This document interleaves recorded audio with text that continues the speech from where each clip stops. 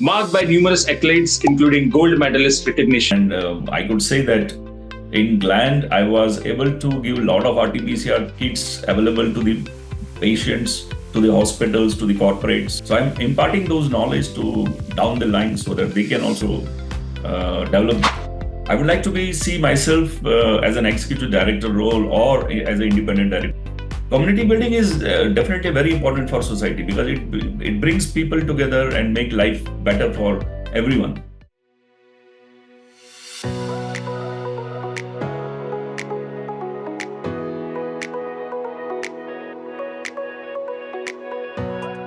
Hello, ladies and gentlemen. Welcome to the esteemed FaceTime with Leaders, an initiative by World Development Corporation. I'm Sunny Pancholi, anchor at World Development Corporation. FaceTime with Leaders is a platform for industry titans to share their experiences, thoughts, ideas, and best practices in order to inspire one another and future leaders. We have one such industry heavyweight on FaceTime with Leaders with us today, Mr. Susheel Ogra, as the Assistant Vice President and Cluster Head of Sales and Marketing at Gland Pharma in Hyderabad. He oversees the end-to-end operations of three key business divisions covering infertility, critical care, and nephrology sector in India and Nepal.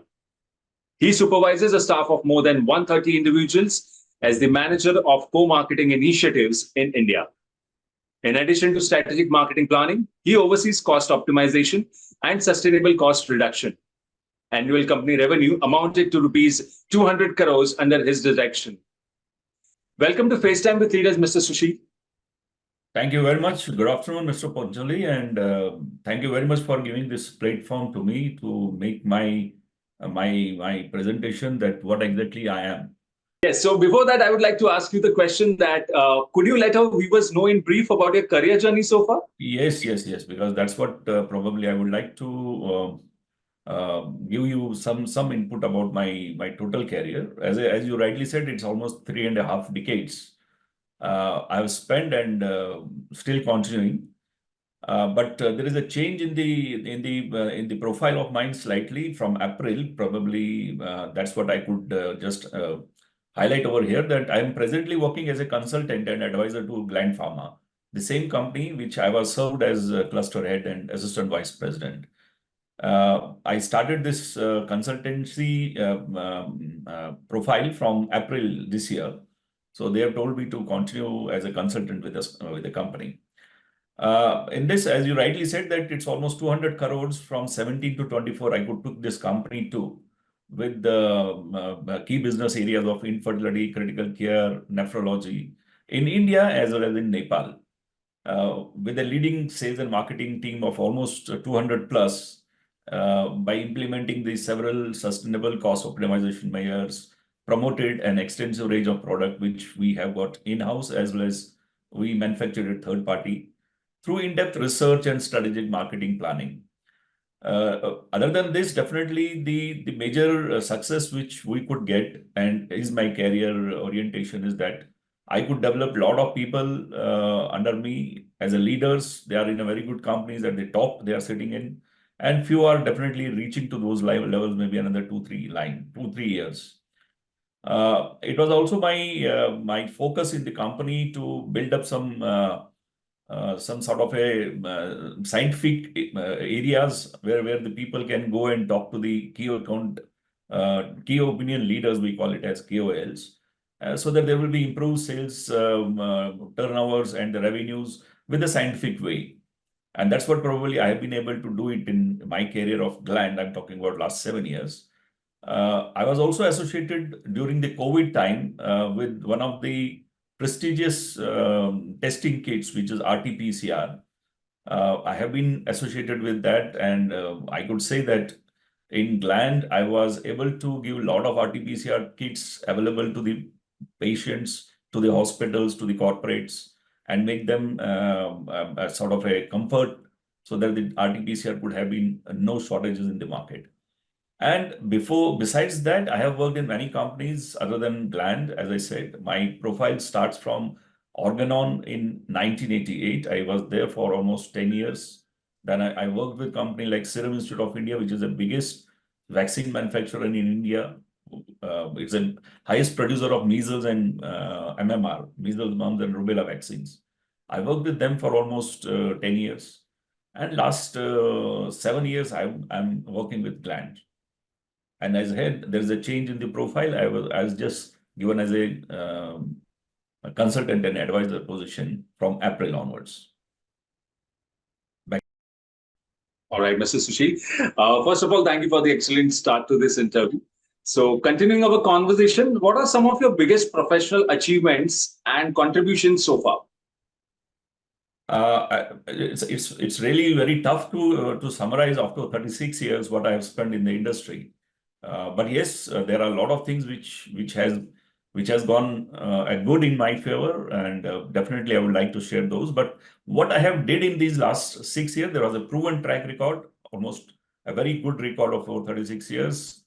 I'm a goal-driven leader in our dynamics pharmaceutical sector. I worked all these 36 years in pharmaceutical, have not changed it, like it, love it, because I choose this profession, not as a by chance, it was by choice I came to this. With expertise in boosting operational efficiency, optimizing performances, and driving financial growth, my core expertise where I could get this success was basically business growth strategy, strategic partnerships, which I did with many companies in India, operational leaderships, people client management, which has given a lot of success, P&L management, as you rightly said in the introduction of mine. Market analysis was one of the very core important aspect. Inventory, supply chain management is very important in this industry. Budgeting, forecasting, product service marketing, all these inputs have given me a lot of achievements professionally as well as a confidence to personally. As you rightly said, that I have handled a wide range of therapeutic areas, vaccines, I have handled fertility, contraceptives, anti-infectives, then critical care, and nephrology, which is my present set of segments which I'm handling. I'm a MBA basically from business administration and marketing. I did it, and a BSc as a start graduation. And I have done also a lot of management development programs. One of the program I have attended in XLRI, Jamshedpur. I'm a specialist actually in personal training and skill development, developing a positive attitude, spin selling techniques. All these programs I'm specialized. I usually do these programs to my team now because there are a lot of people who are there with us who needs all these trainings. So I'm imparting those knowledge to down the line so that they can also develop themselves. And in my total journey in different companies, I have been able to, as I said, being able to develop many leaders. Today, they are in a very good position in many companies.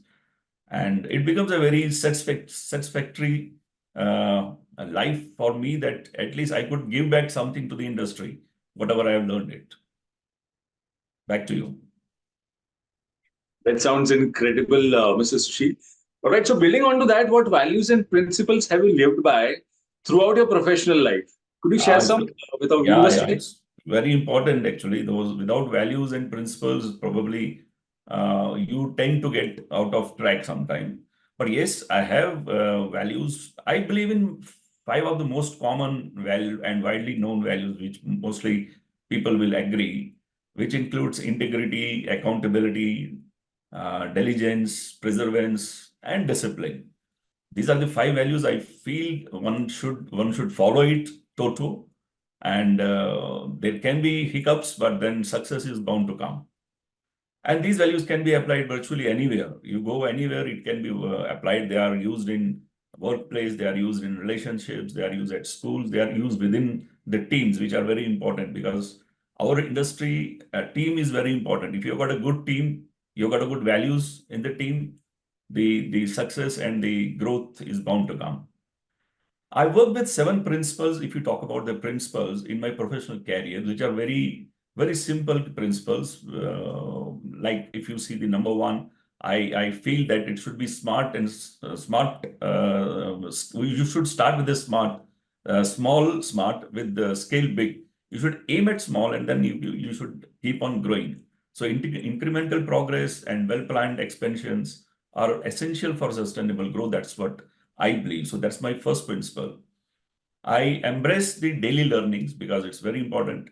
Every day you get some learning. So treating each day as a chance for growth is a powerful way to set yourself apart. My third is the persistence in power. Don't be discouraged. Sometimes you get setbacks in the industry, you get setbacks in your professional career, but you should be persistent, and resilience is very, very essential to come back. And fourth principle I feel is the power of empathy and relationship, which I believe that developing a holistic understanding of the business, fostering the stronger relationship are cornerstones of the effective leadership. And fifth is strategic thinking and interpersonal skills. That's also very important because honing these skills is crucial for navigating the pain path of success and making a positive impact. And leading by example is one of the very important principles for a leader because integrity, accountability, authenticity are non-negotiable values for any leader. And the last but not the least is empathy and empowerment.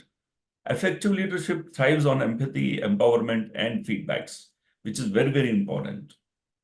Back to you. All right. So since we are talking about values and principles that you live by, I will first like to ask you that as an ESG and corporate governance expert, what values do you bring to the table? See, I would, as this program which I have enrolled for, my objective is very clear. I would like to see myself as an executive director role or as an independent director role, whatever you call it as. So, because I feel that an executive director or independent director acts as an advocate and voice of authority for their specialism to the rest of the organization, forging a link between management and the board and the shareholders if it is a listed company. What attributes the most essential will work on these 5 points, basically, which I feel every independent director or executive director or even non-executive director should work on. First is strategic thinking. Executive or independent directors should have an organization-wide perspective of the work they are responsible for and how that contributes to long-term business goals. That's very important. When you are entering to a company, you should know if you want to perform what exactly the organization is all about. The perspective of organization is very important. I believe that the second point important is the influence and ability to inspire, trust, and communicate. Sound reasoning is an authentic and persuasive manner, which gives an edge to any management style. And probably we are already doing it as a leader when we are here. So convincing key decision makers and stakeholders, as I said, of your expertise, the validity of your input is essential to influence the direction of an organization. Then I believe that self-presentation is also very important because cultivating a professional image is particularly important at very high level of business. And confidence in your ability, positive attitude towards work, acting as an ambassador of company's values will help build an executive director's credibility or for independent director's credibility, both internally and beyond also. And as well as being convincingly capable in the role, factors like professional appearance, communication skills is very important. Unbiased approach is again very important, which I feel that I should bring it to the table as an independent director. And a strong network play a very important role and for the self-presentation. And ultimately is the experience, which is very important. Having a career that includes at least several years as senior manager, as I also worked as a senior manager, a key account manager, means key important person of my company. So as a senior manager, demonstrable expertise handling the need of multiple stakeholders and a depth of knowledge about the business and industry are general requirements of an executive position, executive director position, or for independent director position. That history provides a strong foundation, I believe, for operating with best practices. And effective management is my last point, probably I feel, which I can bring it as a director, independent director, because as a executive director or independent director must be able to delegate responsibility with insight and fair execution. Part of being a leader with an organization is demanding mutual respect, something CS can develop with a range of leadership and personal development courses offered in the partnership with our CPD partners. So I believe that a lot of things can be bring to the table if tomorrow I get a chance of as an independent director, with the professional career growth which I had already, I can bring a lot of things other than what 5 points majorly I have spoken about. You may also consider monitoring or coaching as a way to instill those values in the people you work with. So my ambition ultimately is to be on the board as an executive or non-executive director role in the pharmaceutical industry, where I have been serving from last more than 3.5 decades, and give my best contribution, whatever possible way I can give. Back to you. All right, Mr. Susheel. So you shared values that you will bring to the table as an ESG and corporate governance expert. But what led your interest in ESG and corporate governance in the first place? If you see the because as I said that I was also till March a part of key important person of the company. I have seen a lot of things, a lot of developments, a lot of improvement in ESG. I believe that environmental, social, and governance are regulatory measures nowadays, which are formulated to encourage the business practices. So it's mainly towards the sustainability as well as towards the responsibility.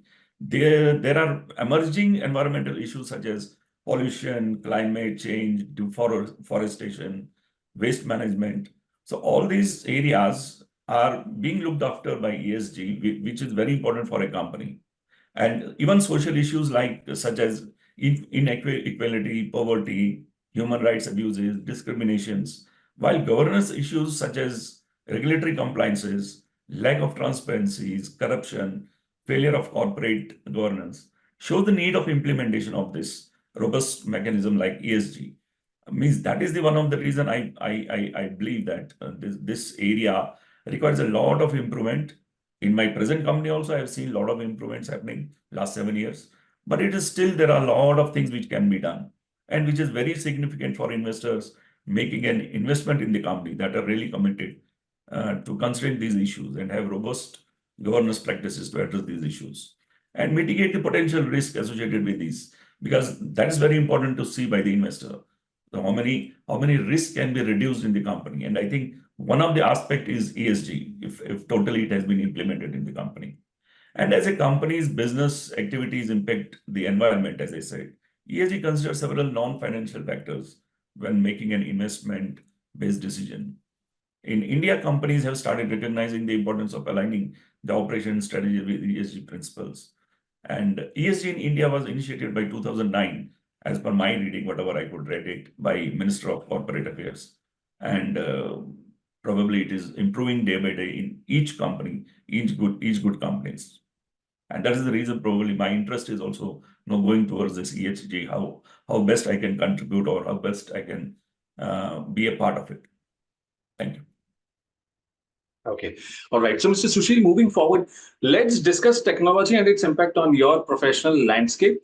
So, here is my question to you. What are some of the most remarkable changes you have seen in your field with changes in technology? That is part A. And what changes do you expect to see with the advent of technology like IoT, AI, ML, blockchain, digital twin, cloud, big data, and Web 3.0?